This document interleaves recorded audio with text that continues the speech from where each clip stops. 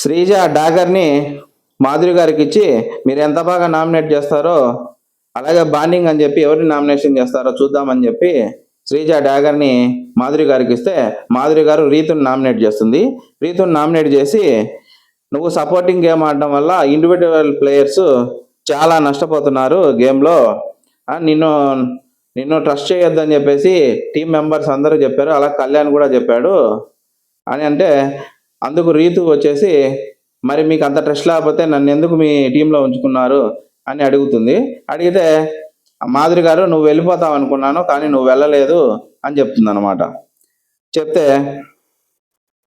ఆ తర్వాత మాధురి గారు ఉండి నువ్వు సపోర్టింగ్ గేమ్ ఆడుతూ బ్యాక్ పిచ్చింగ్ చేస్తుంటావు అని చెప్తుంది అనమాట. చెప్తే బ్యాక్ పిచ్చింగ్ అని వాడొద్దు, పిచ్చి పిచ్చి మాటలు మాట్లాడొద్దు అని చెప్పేసి రీతు గట్టిగా ఫైర్ అవుతుంది మాధురి గారి మీద.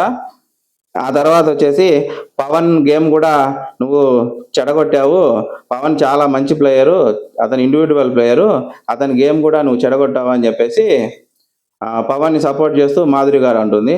అలాగే మీ బాండ్ వచ్చేసి ఇంప్యూర్ బాండ్స్, మా బాండ్స్ వచ్చేసి ప్యూర్ బాండ్స్ అంటుంది.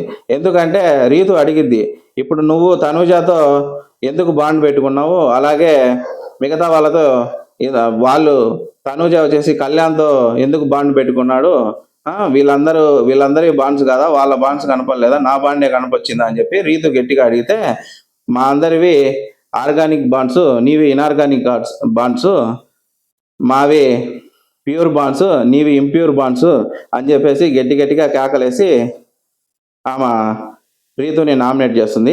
రీతు కూడా దానికి తగ్గట్టుగానే గట్టిగా సమాధానం ఇచ్చింది. నిజంగా మాధురి గారు రీతుకి మాధురి గారికి రీతు గట్టిగా సమాధానం చెప్పింది అనడానికి నిన్న ఎపిసోడ్ అయిపోయిన తర్వాత మాధురి గారు కూర్చొని కన్నీరు పెట్టారు. ఆమె కన్నీరు పెట్టిందంటేనే అర్థమైంది అంత గట్టిగా వాదించగలిగే మాధురి గారినే నోరు మోపించింది రీతు.